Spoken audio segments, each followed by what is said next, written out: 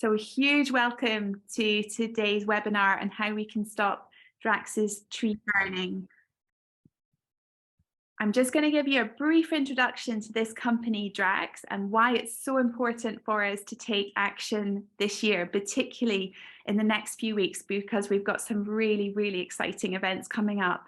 After the introduction to Drax, we're delighted that Michelle's going to tell us more about Drax's impact on Canadian forests. And then Reverend Malcom is going to tell us about what's happening in the Southern USA to communities and forests there. And then Merry is going to tell us more about how we can take action, particularly with some really great events coming up in the next few weeks. So first of all, according to Drax, it claims to be a renewable energy company, and it says that burning wood is a clean, green, renewable alternative to burning fossil fuels. But what's actually happening is that Drax is the biggest wood burning power station in the entire world. Drax is also a coal power station, and it's still burning some coal, but it's mostly burning wood. And Drax is the single biggest carbon emitter in the whole of the UK. In 2021, Drax emitted over 13 million tonnes of carbon dioxide from burning 8 million tonnes of wood pellets. Almost all of that wood is imported, and much of it comes from the southern USA. And we can see these forests in the next slide. Thanks so much, Mary. So particularly, Drax is sourcing wood from states in the southeastern USA, in states like North and South Carolina, Georgia, and Mississippi. And we can see the forests on the left from North Carolina. These are some of the most biodiverse forests in the entire world. They're home to many rare and endangered species, including black bears, salamanders, and many species of birds. They're also incredibly important for communities. They protect people from flooding and extreme weather, and they also provide clean air and water for the local people. But what's happening is that these beautiful forests are being completely clear-felled, turned into wood pellets, and then shipped across the Atlantic to burn in Drax Power Station in Yorkshire. And last year, Greenpeace Unearthed revealed that Drax is being accused of driving environmental racism in the USA after paying huge fines for air pollution violations at its pellet mills.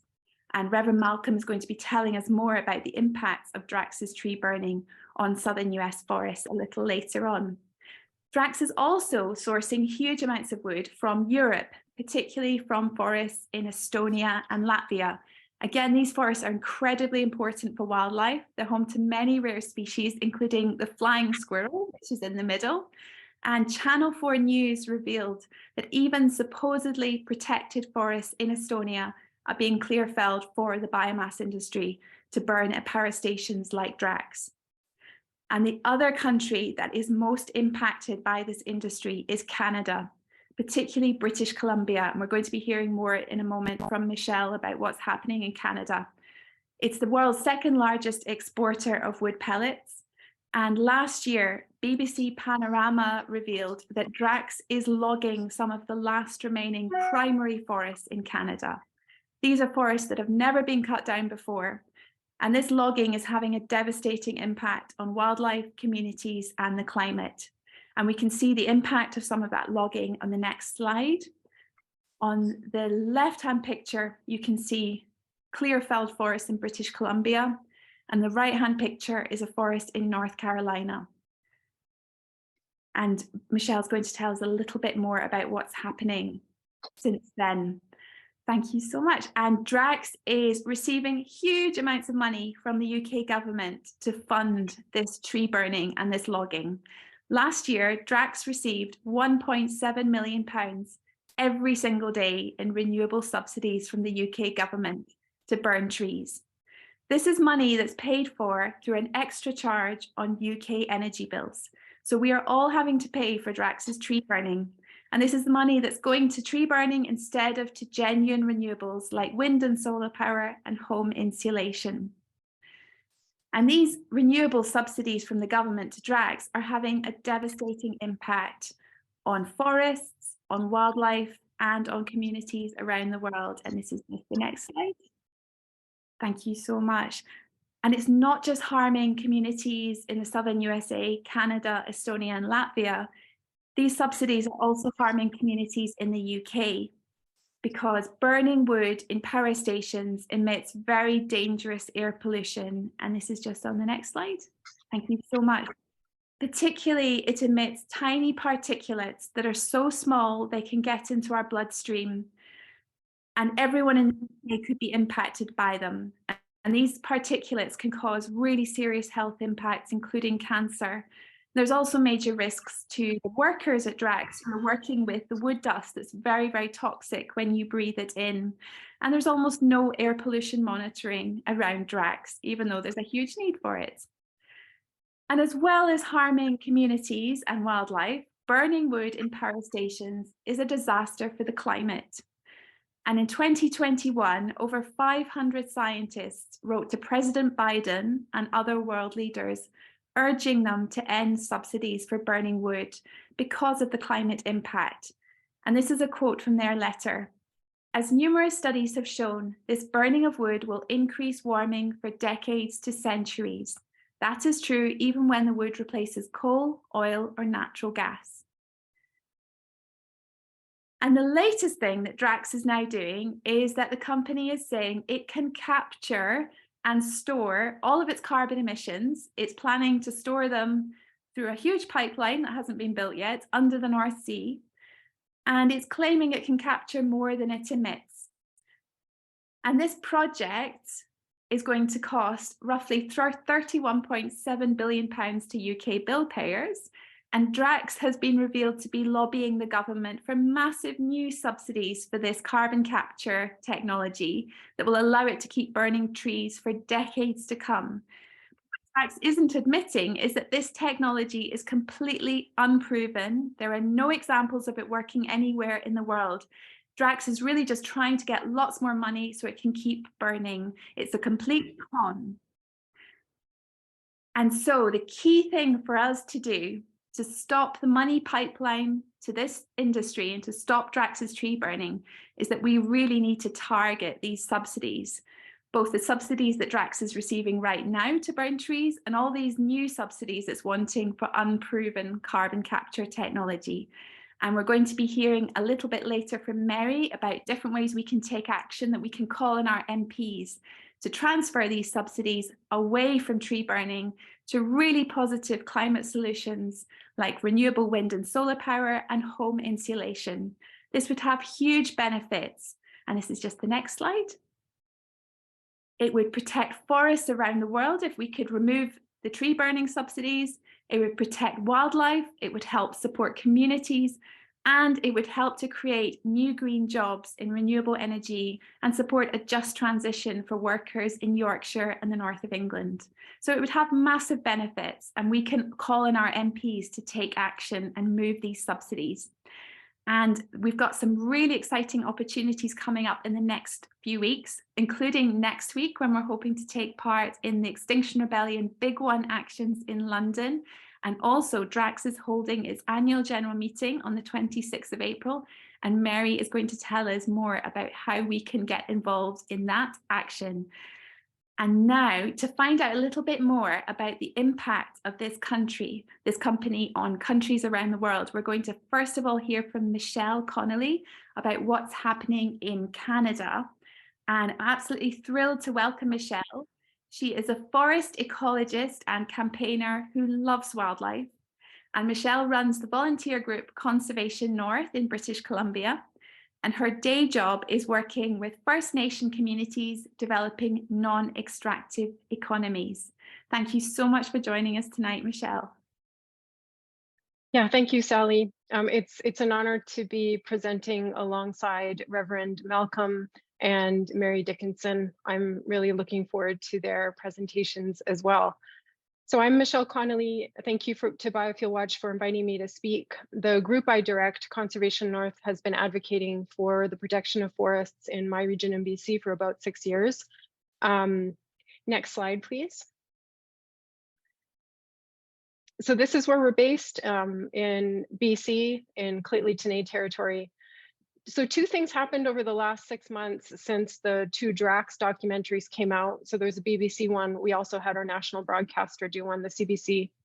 And they made us realize that we need to be working a lot harder to fight the misinformation about primary forests in BC, logging, and pellets. Next slide, please.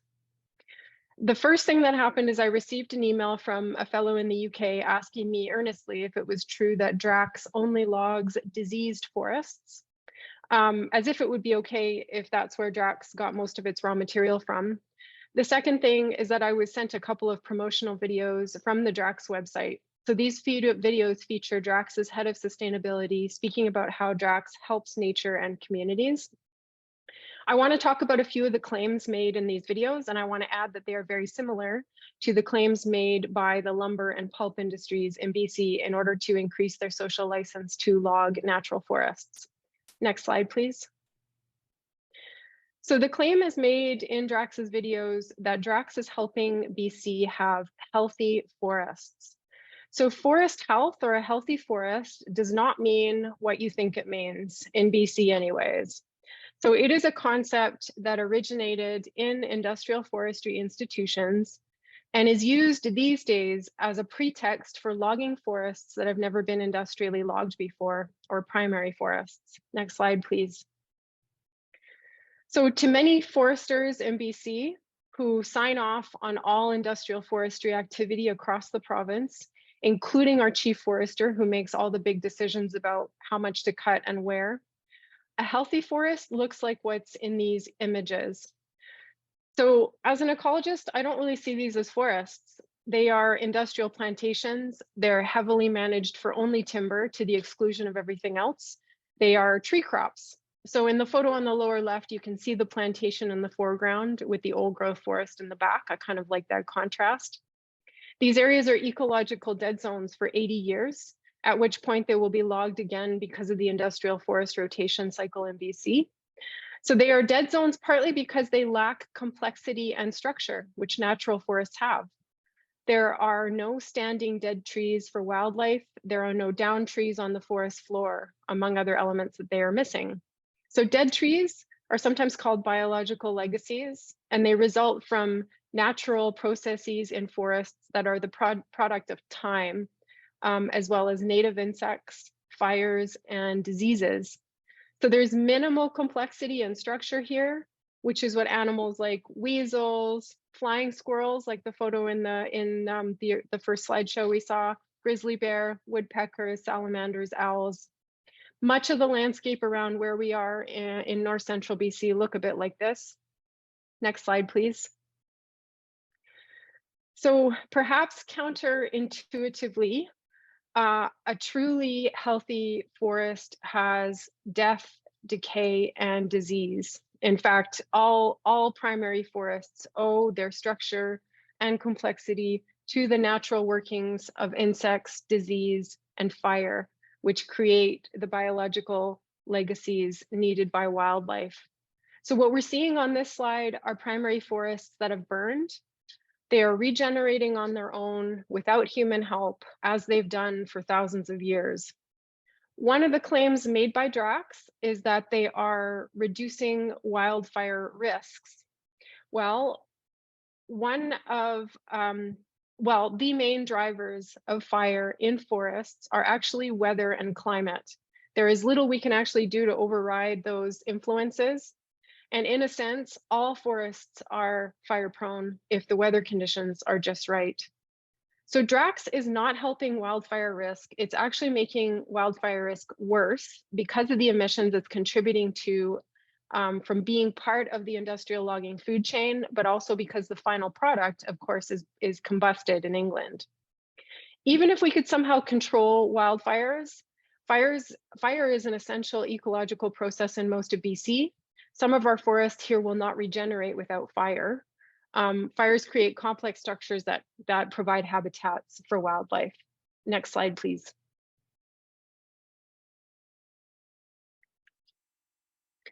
So these are examples of natural forest that was quite severely affected by a rise in the population of a native leaf-eating moth larva that does this to old growth forests every 40 years in the forests east of where I live. These are not unhealthy forests. They are simply forests that were old growth. Most of the trees died as a result of the insect, and now the forest will regenerate on its own and become an old forest again one day. Next slide, please. So when we think about old growth, which is the type of primary forest, this is what we picture. These forests are very rare in BC now and obviously precious.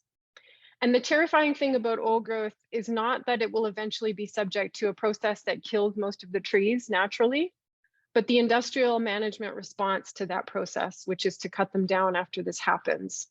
And this is all wrapped up in the virtuous language we hear in the Drax promotional videos. Next slide, please.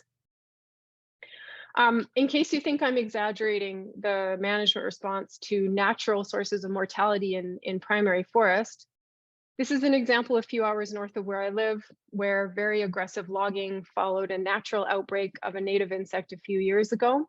So these forests were slated to be logged by a forest company for dimensional lumber mostly, but the logging here happened very rapidly in order for the industry to retain the economic value of the wood. These companies are always claiming, though, that they are able to control insects or they're somehow improving things by industrially logging these forests. They are not. So back in 2020, when we discovered that the pellet industry was getting raw material from all ages of natural forest, we realized that we had to expand our advocacy beyond just old growth forests to all primary forests, including ones that were affected recently by things that kill trees like fires or insects, and forests that are growing back from those events. Next slide, please. So what is actually true in the Drax videos? So I'm going to read out things that are actually true. So they're saying trees are planted and always growing. They use low-grade wood rejected by the lumber industry. They use harvest residues from lumber mills, and that pellets don't cause deforestation. So all these things are true, and I'm going to explain that. So trees are planted and they're always growing. That's true. It is not the problem, though. The problem is that the industry is creating an added pressure to log natural, self-managed, and self-willed ecosystems. The pellet industry does use wood rejected by the lumber industry and sawdust from mills. This is a fact.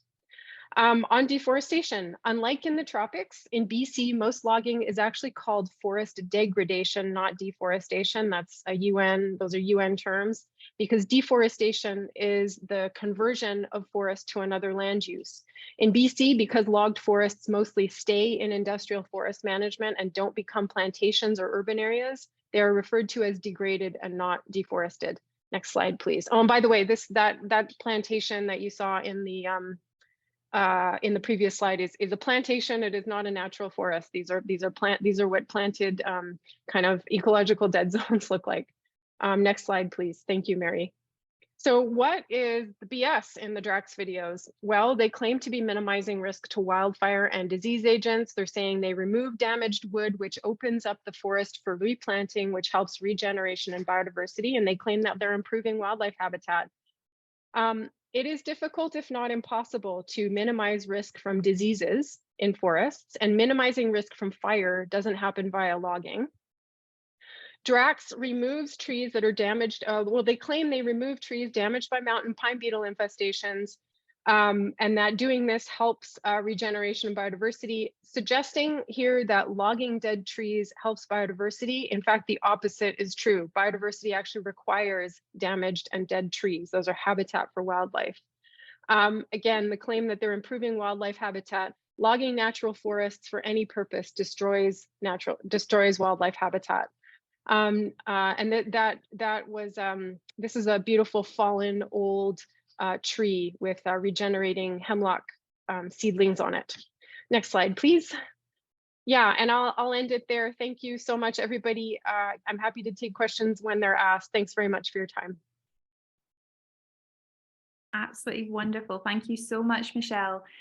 We're going to move on to Reverend Michael Malcom now, but please feel free to add any more questions for Michelle in the chat box, and then we'll have time for questions for both Reverend Malcom and for Michelle in a few moments. So I'm absolutely thrilled now to welcome Reverend Michael Malcom who is the Executive Director of Alabama Interfaith Power and Light, and a licensed and ordained United Church of Christ minister. And Reverend Malcom is the former senior pastor of Rush Memorial Congregational UCC in Atlanta, Georgia. And he's the founder of the People's Justice Council, which is a non-profit organization focusing on environmental justice. And Reverend Malcom serves as the Environmental Justice Minister for the Southeast Conference of the United Church of Christ. And he's also a board member for the Southeast Climate and Energy Network. And he's a passionate environmental justice advocate. Reverend Malcom does this through education and advocacy from a faith-based perspective. And he sees environmental justice as a moral obligation to love our neighbors and the solution to the climate crisis. And Reverend Malcom says there can be no environmentalism without environmental justice. If you help the people, you heal the planet. We're absolutely thrilled that you can join us today. Thank you so much, Reverend Malcom. Thank you. I want to thank Biofuel for this invitation to be with you all. I live in Alabama, but I'm a child of the southern U.S. Beloveds, I'm here today on assignment. I'm here because we share a common enemy, that is biomass production. The southern parts of the U.S. knows this enemy all too well. There are many assaults on our cosmos and community. Biomass is one of the newest and fastest growing. Drax biomass is our enemy personified. Next slide, please. The problem with biomass plants are visited on the planet and the people. Next slide. As a faith leader, I'll say that the problem is with creation and created. This, for me, raises a moral issue. I'll tell you all that I'm not a scientist, nor am I an economist. I'm a preacher. And therefore, my argument and my standard is that of a moral stance. And for me, this is a moral issue. The science shows that Drax manufacturers like Drax are contributing to climate change. Next slide. The fines that Drax have received because of its pollution shows that they are deteriorating the health of the people. Next slide. Imagine, if you will, waking up in the morning, looking out your backyard, and this is what you see.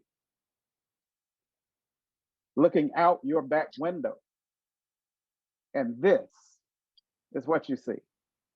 You leave home to go to your job if you have one, or go on your daily route. And when you come back home, you're greeted by this. Next slide. It is in our backyards. This plant, these plants are not only destroying our cosmos, but they are also destroying our communities through a complex system of pollutions. But it's not just happening to one or two communities. This happens to countless communities. And the problem is, in particular in the South, they are oftentimes Black, brown, and indigenous communities. This is what we call environmental racism. Next slide. The South is the most industrialized region in the United States of America. The South is also where the majority of Black and brown and indigenous citizens reside. Plants are just that for us. They are planted in our communities. They destroy culture, pollute the land, and deteriorate health. Next slide. They further strengthen the grip of poverty through subsidies. Next slide. And the devaluing of property. Beloved, this is environmental racism. In the southern part of the United States, we are losing trees at an alarming rate. These trees have served as barriers from flooding and cleans our air. And when Tennessee, or Louisiana, is losing a football field of land an hour due to sea level rise, we can ill afford to also lose our trees. Next slide. Not only is it a problem with our planet, but it's a problem with our people. Communities are being oppressed and are suffering because of the decisions that have been made for commerce. These communities are Black, brown, and indigenous communities. And these communities often suffer in silence when all they want, next slide, is just to have a bit of peace. We see it throughout the South that we are dealing with syndemics. We not only have to deal with the militarization of our police forces. We not only have to deal with the industrialization of our communities. We not only have to deal with the poverty that is planted and maintained, in our communities. But we also have to deal with environmental policies that further oppress and steepen the harm for our communities. Again, I'm not a scientist, so I can't talk to you necessarily about the emissions or the poison that is coming through those emissions. I couldn't describe that or name that. I couldn't tell you the various levels. I'm not an economist, so I couldn't tell you exactly how much impact the subsidies have and the devaluing of property have on our communities. But I am a Black man who's grown up in these communities that I speak of. And I can tell you the ill effects and long-term effects of this systemic injustice. I hope and pray that as we hear the action steps, that our hearts are moved to do something about it. Thank you for my time. That was wonderful. Thank you so much, Reverend Malcom. Have one question for Michelle that's come through. Michelle, can you tell us, is it possible to introduce insects that can attack the trees? I'm guessing maybe the tree plantations. Tree monocultures can suffer from pests that destroy the trees. Yes, that's probably possible. It's not a huge, I would say that it's more diseases here that affect, like fungal diseases that affect plantations. But our main concern is that Drax is wrapping up the logging of natural forests as virtuous because they're going after forests that have had native insect outbreaks in them. So those are normal parts. Insects, fires, disease are normal things that happen in all natural forests. They are regenerative. They could be looked at as regenerative processes. So there are bad things that happen in plantations as well. But from our perspective, the damage is done when you're replacing a natural forest with a plantation. Thank you. Thank you so much. And can you tell us, this is relevant for both of you, what, if any, action are the Canadian governments or the American governments taking to protect forests from this degradation? are you aware of anything that the governments are doing to help? Reverend Malcom, do you want to take that one first? Yeah, I don't have an answer for that, Michelle, because as far as I know, they aren't doing anything.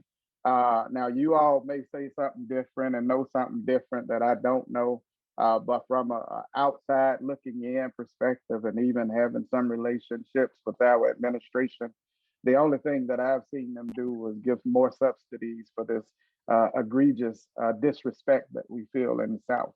I don't have another answer for that, Michelle. Maybe you do.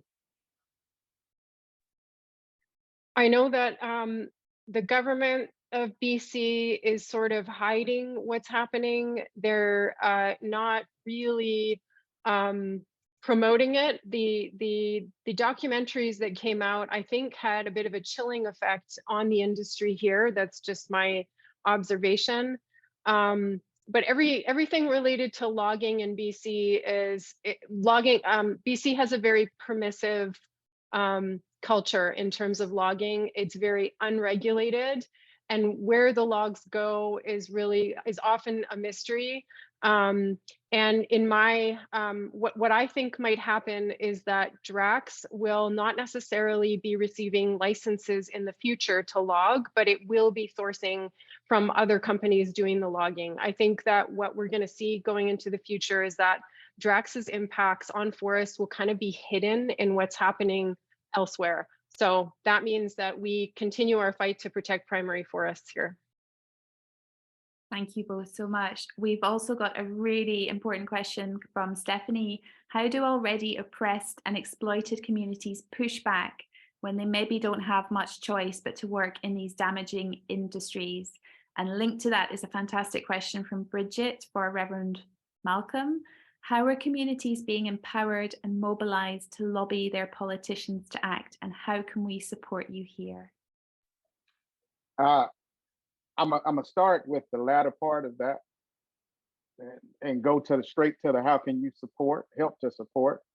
One thing about the South is they can't stand being embarrassed. So if you can call them out for real, if you can call them out as much as possible and make this a big issue, they will take notice.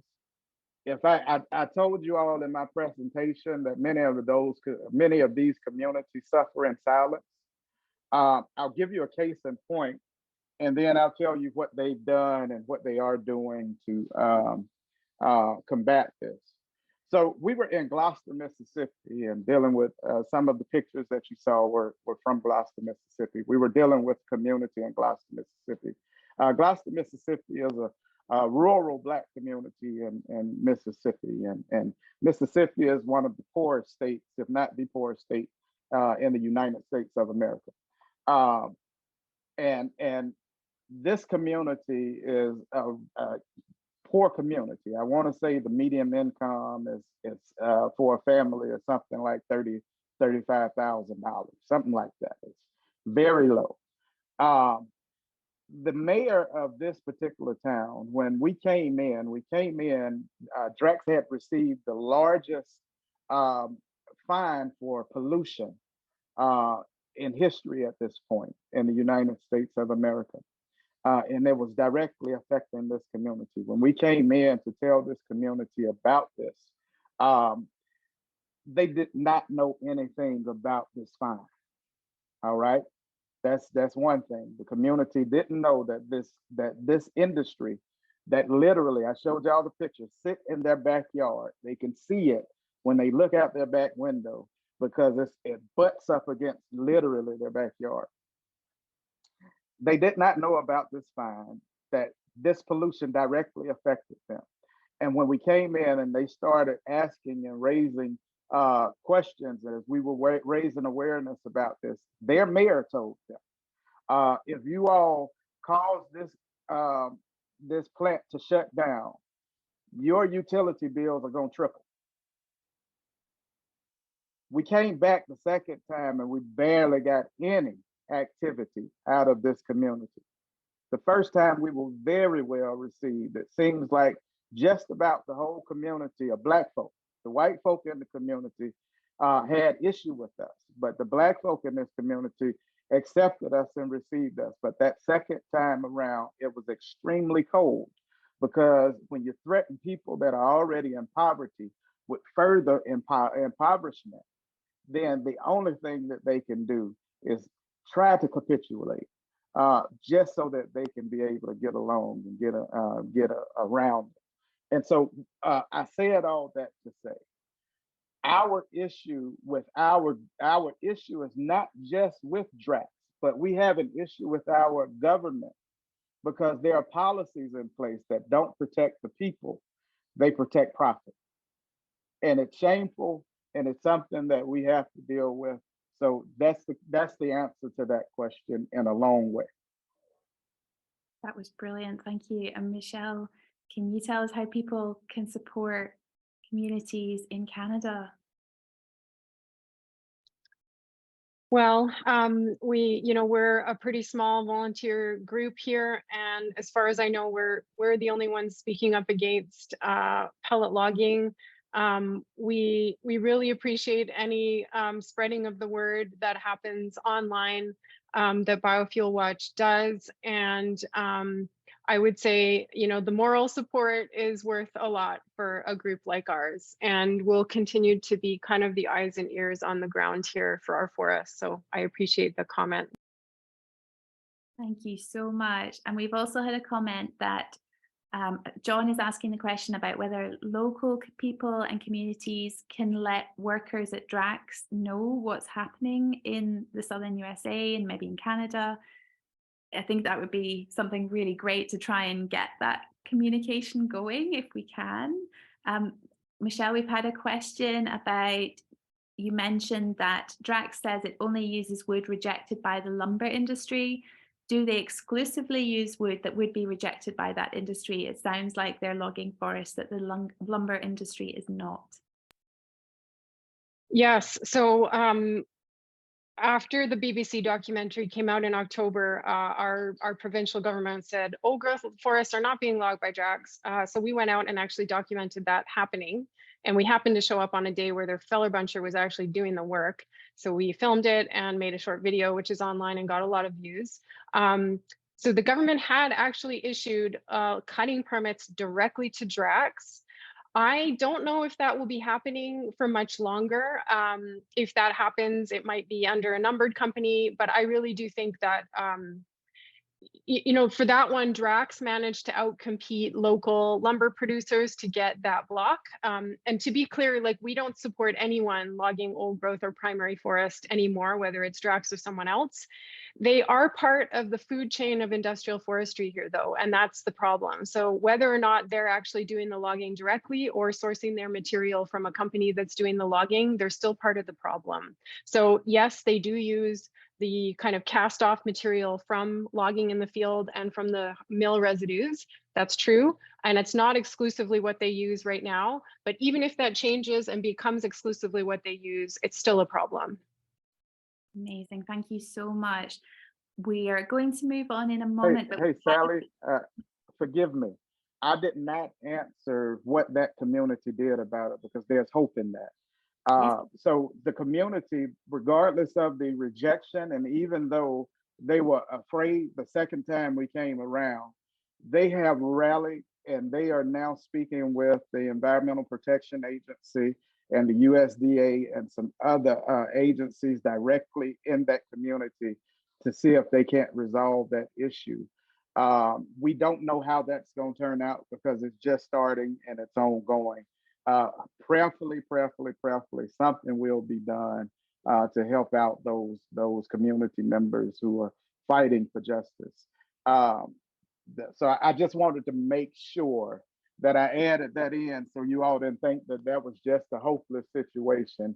The people rose up, and we understand that power is not in those who make profit. Power is in the people. Excuse me. Oh, that's absolutely wonderful. Thank you. And as you've just said, power is in the people. And I'm now thrilled to pass to Merry, who's going to tell us how we can take action to support communities in British Columbia and in the southeastern USA to stand up to this terrible company and Drax's tree burning. And one of the questions we've had was about the UK government It's currently planning a new biomass strategy, which is due to be published in the next few months. So it's a really crucial time for us to try and contact our MPs if we're in the UK and put pressure on them to move these subsidies away from Drax. And we've got some great opportunities coming up in the next few weeks when we can also take action. I'm thrilled to welcome Merry, who is a campaigner and researcher and climate justice activist with Biofuel Watch and with the Stop Burning Trees Coalition, and also with the Axe Drax group. And Merry has a history of direct action for climate justice. And in recent years, she has particularly focused on the campaign against Drax with the Axe Drax group and Stop Burning Trees. Thank you so much, Merry.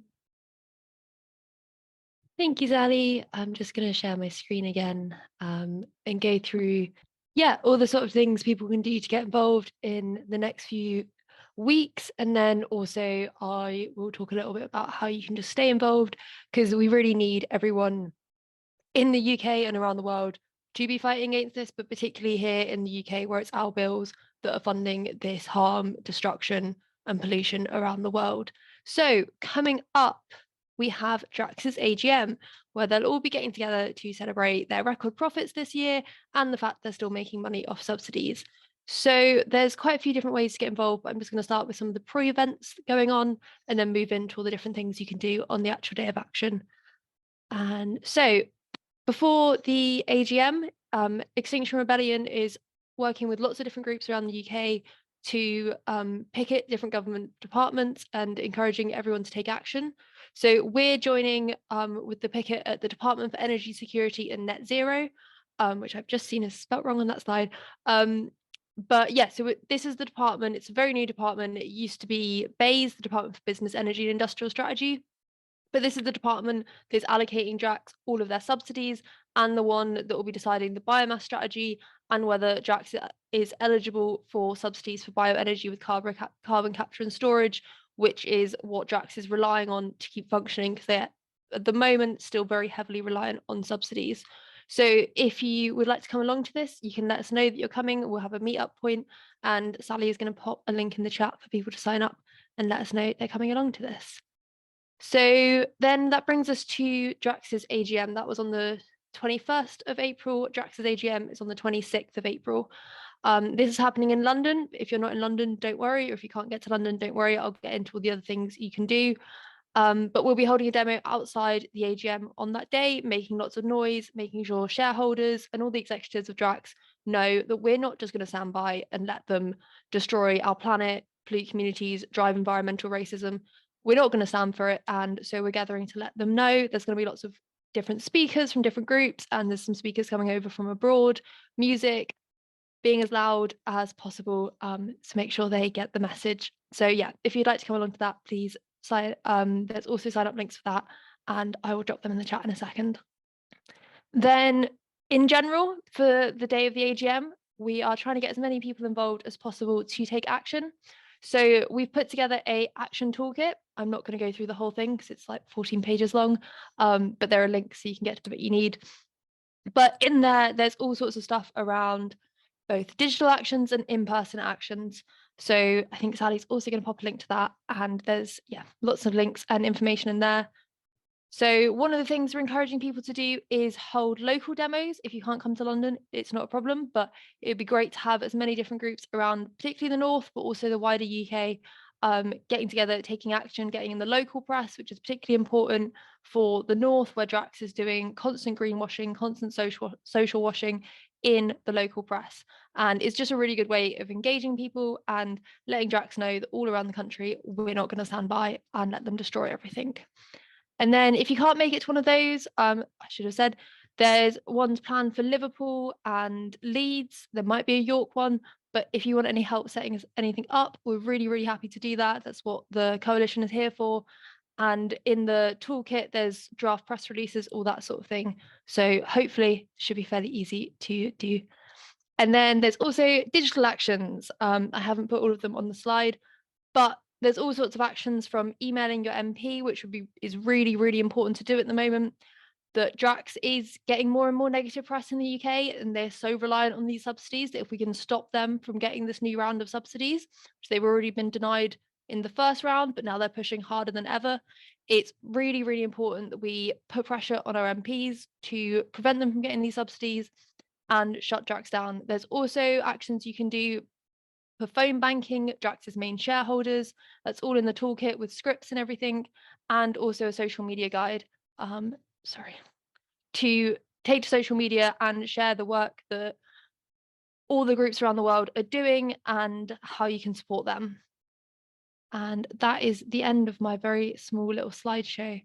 But just to say, there's lots of other things as well. Please get involved with the coalition. There's lots of different groups, environmental justice campaigners, health campaigners, trade unionists, all coming together to fight Drax, but also to demand a better future. If they can give 1.7 million in subsidies to Drax a day, the government can use that money for a lot of good, like insulating our homes, investing in genuine renewables, all sorts of things. So please get involved. I will pop an email for the coalition in the chat if you want to get in contact with us, and we'd really love to work with you. And if anyone wants to organise stalls or anything like that, we will happily support you in any way we can. Thank you. And if anyone has any questions, please just ask and I'll do my best to answer. You're muted, Sally. Thank you so much, Mary. That was fantastic. We've got a little bit of time left. So if you have any more questions for Reverend Malcom or for Michelle, or any questions for Mary about how we can take action for the big one and also for Drax's AGM, please feel free to pop them in the chat or to ask them. One question we did have from Bridget: is there a 1-hour video on this that people can show in village halls and cinemas? Mary, would you like to take that one?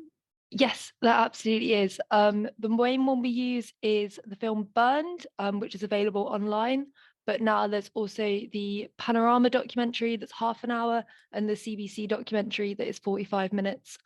So I can send you all the links to those if you'd like those.